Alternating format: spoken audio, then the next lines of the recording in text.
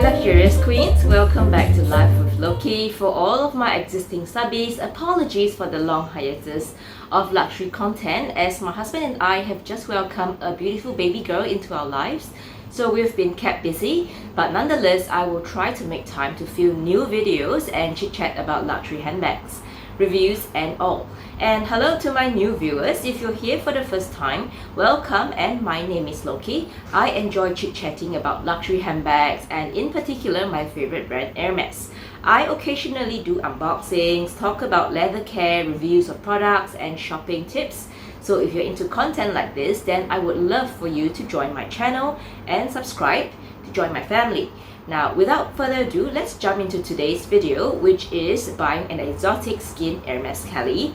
I will talk you through the specific things I look for in hunting down vintage Hermes bags, and in particular for exotic skins, and then we will go into shopping together and view the bag. So first and foremost, I've been hoping to grow my Hermes collection and preferably something special in exotic skin and in a nice neutral color. As you know, I have one really beautiful vintage Hermes Kelly 28 in Noir in Niloticus crocodile leather, and if you missed that video, I will link it up here. I've done a few YouTube videos on this bag, including Hermes bag spa for this vintage exotic skin and getting replacement parts for this bag. So if you're keen to know more about such Hermes services, go click on the links of this video down in the description part below. So I was scrolling through Instagram one day and chanced on two vintage Kellys in exotic skins, and what was really interesting was the price tags. As you know, exotic skins can range from about $30,000 onwards depending on the condition, size and color. Obviously, the poorer the condition, the cheaper the bag. The larger the size, like a Birkin 35 or a Kelly 35, also the cheaper the bag. And non-quota bags, which is anything but the Kelly, Birkin or the Constance, would be priced lower in the reseller market. So, of course, you may find a gem sometimes if the seller wants to clear out their collection, so I just love keeping a lookout for a good deal. Well, I will put the ad on the side here, but these two bags were going for something in the $20,000 range, which is, in my opinion, really cheap for an Hermes exotic skin. I know the word Hermes and cheap really shouldn't go together, but I must say it is priced way below market rate. The two bags listed are in Kelly 28, in green elephant, and in blue sapphire, which is absolutely stunning colors, and in the exotic alligator skin. In the ad, it comes with the key and clochette, but both are missing the shoulder strap, which in my opinion is not a big deal because I have gotten replacement shoulder straps from Hermes before for my Kelly in crocodile. The other thing which I like is a must for me is being able to physically look and scrutinize the bag in person, especially for such a price tag. If it was in the $10,000 range, I would be okay with just photographs alone, but anything more than that, I would prefer to check it in person. Now, talking about specific things I look for in vintage Hermes bags from resellers are, number one, whether it is authentic. The easiest way is to ask the reseller. Some of them have receipts or Hermes spa receipts which can prove the authenticity. Number two is the date stamp. In this case, the two bags were from 1986, which is really vintage. I believe there are some websites that can guide you regarding the year of make to the stamp symbol that you see. For vintage Hermes bags, these date stamps are found on the underside of the sangles. Let me show you. So in this case, this is a vintage bag as well. So you'll find it somewhere around here, which is these strappy things here as compared to the location of current date stamps, which is now found inside the main body of the bag. Number three, if it has been touched up before, either by Hermes or by a third party. If it has been done by Hermes, then rest assured it can still be sparred by Hermes in future. However, if it has been done up by an external spa service, then there is a chance it may be rejected if you return it back to Hermes for a refurbishment. Along this point, I would also ask if there are any change in hardware, like was there a change in the D-rings or the turn lock, etc. Vintage Hermes Kellys only come in single D-rings as compared to the current double D-rings. But in future, if you have confirmed that the bag has not been touched up before externally, there is the option to bring it back to Hermes and swap out the single D-ring for a double D-ring. If you like to use a shoulder strap and just hook it on there, try not to spoil the single D-ring. Number 4, does it come in a full set or is it missing any parts? In this case, the reseller has clearly stated that there is no shoulder straps.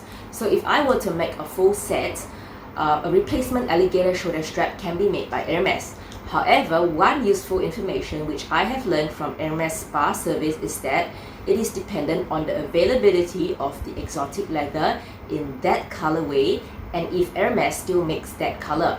Certain colors can be common like black and easily available, but I won't be sure if other rare colors in the exotic leathers are still around. So there may be a chance that if that color is phased out in that leather, then the replacement part cannot be done. And in particular for exotic leather bags, if they are, number 1, CITES. CITES is CITES, is the Convention on International Trade in Endangered Species of Wild Fauna and Flora. It is a certificate presented on purchase of exotic skins. From experience, it is common that vintage Hermes bags in exotic skins have missing CITES, so to find one in CITES is really rare. From what I understand, you may be expected to show the CITES certificate if you are traveling abroad with an exotic leather bag, but personally, I have not attempted to do so yet. Number 2, hot stamp, present for exotic leathers. So let me show you. If you notice, for exotic leathers, they do come in accompanying stamps beside the Hermes print. In this case, mine is Nilotica, so you'll see 2 dots. For alligator, it should be a square. I will link the symbols on the side here for your reference. Number 3, which is the most important, is the condition of the exotic skin. I cannot stress it enough that this is the make and break of the deal. And if I have asked the resellers all the questions, the last bit is to check the condition of the bag myself. So I have already seen a series of photos from the reseller and about 80% certain on my purchase, but I would need to confirm on the condition of the bag and see it for myself before I purchase. So come with me now to the boutique and let's look at the bag together. Okay, so this reseller is located in the heart of the shopping district in Singapore, and I have made an appointment to come and view the 2 bags. This is a really reputable reseller in Singapore and has a large collection of Hermes Coda bags, Chanel's and Louis Vuittons. So let's look at the Kelly 28 in Grey Elephant. I would prefer to think that this color looks like the current day Etoupe. It is certainly stunning for its age. It is in a R circle stamp, which is made in the year 1986. The condition looks great, and I'm told by the SA that its condition is way better than the one in Blue Sapphire, which is why it is priced higher. Well, the color of the bag seems to be consistent with no odd discoloration, water stains or color fade. The bag has maintained its shiny gloss overall. However, there seems to be areas of visible wear like around the handles and at the bend of the sangles.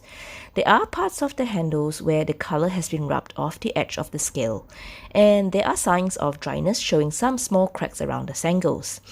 The 4 base corners wise, which is usually areas we see scuffings, I must say it is in very good condition. The bag, according to the reseller, has not been touched up before, and the scales are almost symmetrical. The hardware of the bag, which is the turn lock, and the 4 base studs have been very well kept, with no obvious scratches or tarnish. It could certainly do with a nice polish to bring it back to its former glory. Well, I didn't manage to film the interior of the bag, but it is in pristine condition, and there was no color discrepancy of the leather between the underside of the flap and the exterior color of the bag. Now let's look at the Kelly 28 in Blue Sapphire, also in Alligator.